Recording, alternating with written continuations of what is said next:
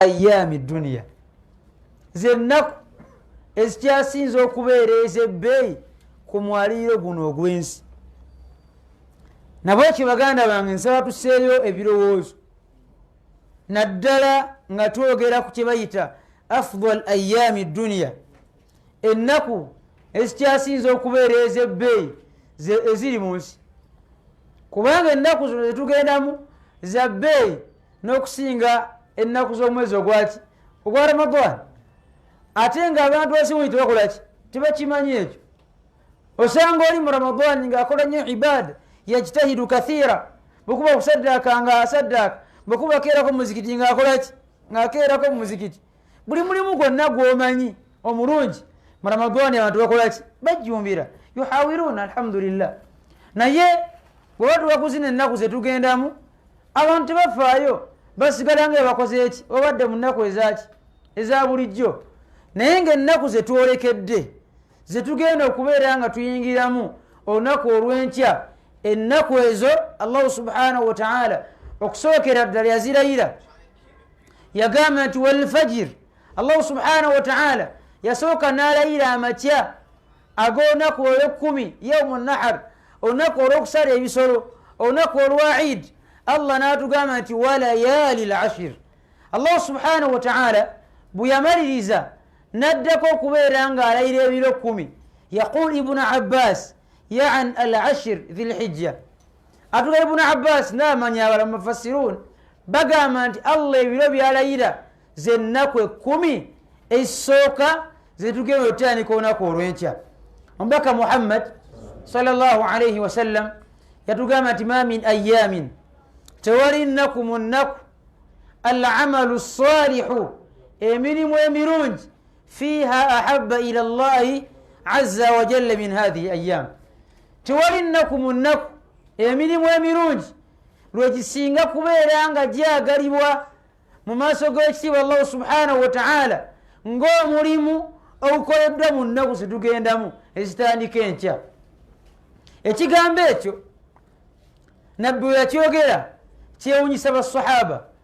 qaalu ne bamugamba nti ya rasula llah wala ljihadu fi sabilillah, yadde nga omuntu agenze n'abaana mu kkubo lya Allah mu nnaku endala akoze omulimu gwonna mu nnaku zo zitugenda okuyingiramu, asinga alwanye mu kkubo lya Allah mu nnaku endala, alwanye mu mwezi ogwa Ramadan, alwanye mu myezi emirala, kyogamba akoze omulimu mu nnaku zino eno amusinga. nabbi n'agamba sallallahu alayhi wa sallama wala ljihadu fi sabilillah, yadde ng'omuntu agenze n'alwana mu kkubo lya Allah, omuntu asaddeera akabbiri bwe ziti mu nnaku zetugendako za bbeeyi okusinga alwanye mu kkubo lya Allah mu nnaku eki endala. nabbi n'atugamba nti ye wala ljihadu fi sabilillah, yadde omuntu asibye olunaku lumu mu nnaku zino wabbeeyi okusinga agenze n'alwana mu nnaku endala. omuntu asaddaase mu nnaku zetugendamu kyabbeeyi okusinga agenze n'alwana mu kkubo lya Allah mu nnaku endala. wala ljihadu fi sabilillah, yadde kulwana mu kkubo lyani ya Allah subhanahu wa ta'ala.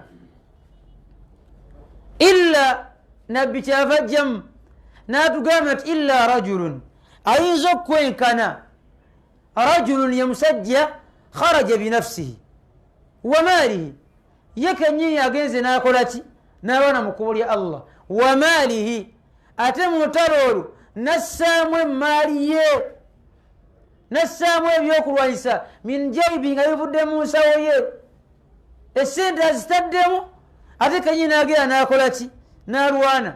thumma lam yarji bidhalika min shay. nabbi n'atugamba ye kennyini n'afiira mu lutalo olwo n'emmaali netakolaki netakomawo, yayinza okwenkana gwatudde wansi n'osoma Qur'an mu nnaku zetugendamu.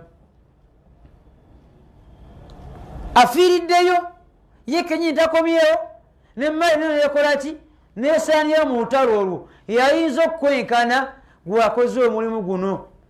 basahaba ekigambo ekyo kyabeewuunyisa nnyo, kyabeewuunyisa nnyo.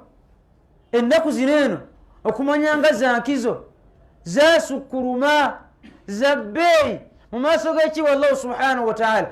buli mulimu gwonna gw'omanyi nga mulungi, gwonna gw'omanyi nga mulungi, lwana okubeera ng'ogukola. bwe kuba kusiiba siiba, bwe kuba kusaddaaka saddaaka, bwe kuba kuliisa kubeeta baliise, okuyisa obulungi abakadde, okusoma Qur'an, okugifumiitiriza, okugiwa ebiseera, okumanya amakulu gaayo, okunoonya ku ilmu mu nnaku zino zetugendamu. buli mulimu gwonna gw'omanyi al-amru bilma'ruf, okulagira empisa ennungi, wannahyu anil munkar, n'okuziyiza emize emibi mu nnaku zetugendamu zabbeeyi. kyova lumu Sheikh Ibn Uthaymin rahimahullah yali asomesa abasiraamu ng'agamba abayizi be, n'abagamba nti, yababuuza ekibuuzo, n'abagamba nti rajulun salla biraka'atayn fi al-ashri al-awakhir min Ramadan, omusajja asadde eraka bbiri mu nnaku 10 ezisembayo mu mwezi ogwa Ramadan. N'abagamba noono omusajja owokubiri asadde eraka bbiri mu nnaku zino eno zetugenda okuyinya munaku olw'enkya. N'ababuuza ayyuhuma afdal, ku basajja bano abiri aliwo asinga? Musajja asadde asoose gwe tulabye mwezi ogwa Ramadan ennaku 10 ezisembayo, noono asadde mu zino ennaku zetugenda okuyingiramu. N'atugamba nti Allah subhanahu wa ta'ala bwe yawa okumanya bajja kwanukula, bajja kukiraba nti ennaku zetugendamu eraka zino ebbiri zosaliddemu osinga asalidde mu mwezi ogwa Ramadan. N'agamba nti ekiwono okyogera abantu amu bajja kukola ki? Kijja bewuunyisa nti eraka zino zosadde ebbiri mu zino ennaku zetugendamu za bbeeyi za nkizo okusinga asadde mu mwezi ogwa Ramadan. Fulanun, omuntu asadde ase 2,000 mu nnaku zino zetulimu zetugenda oyingiramu, n'omulala asadde ase 2,000 mu mwezi ogwa Ramadan. La shak, tekiriiko kubuusabuusa nti omuntu ono asadde ase 2,000 mu mwezi guno ogwa Dhulhajja ennaku 10 ezisooka yasinga okusinga oli asadde ase mu mwezi ogwa Ramadan. Kati nabo ekyo baganda nga bampuliriza, ennaku zino tuzeetegekere, tufeeyo nnyo okubeera nga tukola emirimu emirungi. Era kino mukimanye, omubaka Muhammad sallallahu alayhi wa sallam mu hadithi entuufu yatugamba nti idha ra'aytum hilala dhil hijja, bwe mulabanga emboneka y'omwezi ogwa Dhulhajj, wa arada ahadukum an yudhhi, omu ku mmwe ng'alina enniya ey'okubeera nga asala ekisolo ku lunaku olwa Eid, yatugamba sallallahu alayhi wa sallam falyumsik an sha'rihi wa adfarihi hatta yudhhi. Nabbi yatugamba sallallahu alayhi wa sallam toddamu okukwata kaviiri akuli ku mubiri n'enjala ez'okungawo ne ku bigere hatta yudhhi, okutuusa nga omaze okukola ki? Okubeera nga osala. Alhikamu kathira, ebigendererwa biyitirivu nnyo. Ku lwaki nabbi yatugaana okubeera nga tukwata ku nviiri zaffe ezituli ku mibiri, n'okubeera nga tukwata ku njala zaffe, ne batugamba manya abamu litakuuna kamilu al-a'dha min al-'itqi fi nnar, ebiyingo byonna byonna bibeerewo Allah binyule muki? Muliro. Kati koyo atayagala kusala ng'alina obusobozi kokiwulire. Abantu bangi beebuzaabuza ssebo, ye ng'ayagala busalire busalize, naye ng'ate alina obusobozi akabuzi 25,000 n'obeera ng'osala n'ofuna ku mpeera z'okukola ki? Z'okusala. Kati nabwe kityo olwaleero akhir maw'id, olunaku olusembayo olw'okubeera nga tukwata ku nviiri zaffe n'enjala zaffe leero, amma olunaku olw'enkya oba kiri mu sunna muakkad okubeera nga weewala obutakwata ku nviirizo n'obutakwata ku njalazo okutuusa nga omaze okukola ki okutuusa nga omaze okusala. nabo kibagana nga bampuliriza ennaku zetugendamu omubaka Muhammad sallallahu alayhi wasallam ekintu yakireka nga kiri am al-amalu as-salih yani mutlaq yani madha mutlaq nabbi yakita nagamba al-amalu as-salihu emirimu emiki emirungi ojja kusanga oli nga abuuza muno gwe musiraamu tewasibye leero akitegedde ye nga mbongo bwalowooza omulimu omulungi gwamanyi kukolaki kusiiba. abayi al-amalu as-salih kathira emirimu emirungi miki mingi i'malu fakullu muyassar lima khuliqa lah kola Allah kyakoze atya kyakwanguyiza kubanga buli muntu Allah subhanahu wa ta'ala obutonde bwaffe bwaki bwanjawulo mulimu olinga okusobola kukolaki kumwanguyira mulimu oyosoma Qur'ani ng'ekolaki emwanguyira ate okusobola kumukolaki kumukaluubiriza mubeeramu oli okusadira nga kolaki kumwanguyira nabwekitu al-amalu salih emirimu emiki emirungi naye yadde emirimu emirungi miki mingi waliwo emirimu ejajja fi nnas waliwo emirimu egiriko obujulizi ejatukubirizibwa okubeera nga tukola. hadithi ya ibnu Umar omubaka Muhammad sallallahu alayhi wasallama yatugamba faakthiru fihinna min at-tahlil wat-tahmid wat-takbir. ennaku zetugendamu nabbi yatugamba tuyitirize bino wammanga min at-tahlil ogamba la ilaha illa Allah wat-tahmid nogamba alhamdulillah wat-takbir nokabbara Allah otenderezani Allah buli kaseera kyowookiriza mu nnaku zetugendamu Allahu akbar la ilaha illa Allah wallahu akbar Allahu akbar walillahi alhamd. ebintu bimeka biyitirize kulimirwo era kyova olaba sahaba yitibwa Abi Hurayra ne Ibnu Umar bwe bayingiranga mu nnaku zino 10 batugamba kanu yakhrujuna ila suq bafurumanga ne bagenda mu butale wahum yukabbirani nga bakolaki nga bayita takbira bwe bayitanga takbira abantu bwe babalabanga fayukabbiruna maahuma nawe ne bakolaki ne bayita takbira.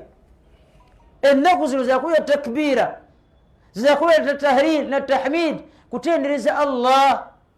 nabbi kyatugambye ogwo omulimu gwa bbeeyi mu nnaku zino zetugendamu. kathratu dhikirillah okuyitiriza ennyo okujjukira Allah. oli mukuba otambula oli mu ofiisi yo oli mu motoka yo oli ku mulimu gwo buli kaseera Allahu akbar Allahu akbar la ilaha illa Allah wallahu akbar Allahu akbar walillahi alhamd.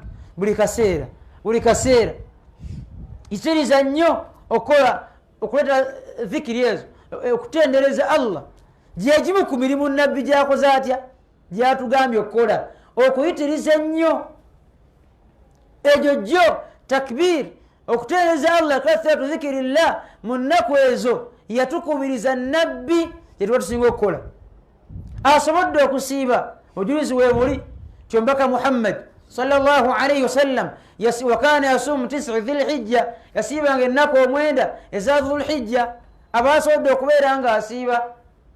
nabwekitu al-amalu salih abangi adaau lfaraid fi waqtiha ensonga endala okubeera nga eswala tuzisaala mu biseera byazo tukeereko mu mizikiti bagenda okukiba eswala nga wooli naye abantu omusanga ennaku zino zetulimu ngaali mu mboozi eno baliko basaala musiraamu omusanga atudde bazi keerako ku muzikiti keerawo ku muzikiti tulako eddakiika 10 ng'oleeta adhikaar tulako eddakiika 15 ng'oli mu dua, kathratu dua. Abange ennaku za kukola ki? Za kusaba. Kakati amanyi beebuuza ebibuuzo bingi. Ku lwaki ennaku zino eno zijjuddemu ibaada mpitirifu nnyo? Lwaki Allah yazaagala nnyo? Ibn Hajar al-Asqalani kyava tugamba fi Fathi al-Bari n'atugamba nti faddal lijtimai ummahati al-ibada. Ku lwaki zino ennaku za bbeeyi za nkizo nnyo ku nnaku endala? Lijtimai ummahati al-ibada, kubanga ibaada zonna zetukola ezatulalikibwako zonna mu nnaku zino 10 zikola ki? Mweziri zonna. Mulimu alhajj, baganda yaffe bagenze kola hijja, Allah kize hijja zaabwe ya Rabbi. Mulimu okusiiba, tukulabi, okuwa zaka ng'omwaka guggwako.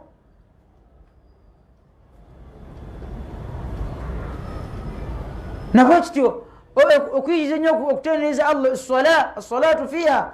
Nabwe kityo ummahatul ibada, ibaada zonna muzino ennaku zikola ki?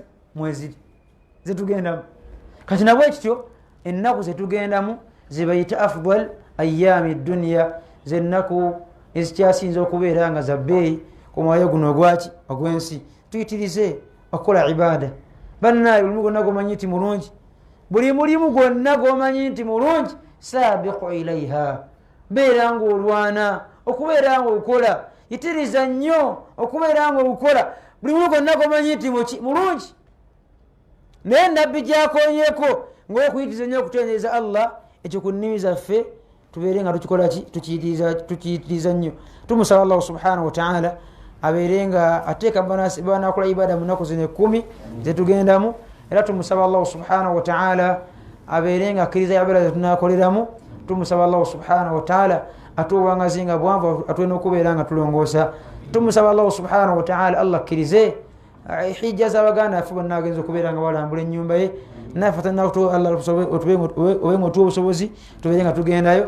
اللهم لا تدع لنا في مكاننا هذا ذنبا إلا غفرته ولا هما إلا فرجته ولا دينا إلا قضيته ولا مريضا إلا شفيته ولا فقيرا إلا أغنيته ولا ضالا إلا هديته ولا حاجة من حوائج الدنيا والآخرة إلا قضيتها ويسرتها يا أرحم الراحمين يا شافي الأمراض. اللهم اشفنا واشف مرضانا ومرضى المسلمين برحمتك يا أرحم الراحمين. اللهم اغفر للمسلمين والمسلمات، اللهم اغفر للمسلمين والمسلمات والمؤمنين والمؤمنات الأحياء منهم والأموات برحمتك يا أرحم الراحمين. ربنا آتنا في الدنيا حسنة وفي الآخرة حسنة وقنا عذاب النار. وصل اللهم على سيدنا محمد وعلى آله وصحبه وسلم. سبحانك اللهم وبحمدك أشهد أن لا إله إلا أنت أستغفرك وأتوب إليك. السلام عليكم ورحمة الله وبركاته.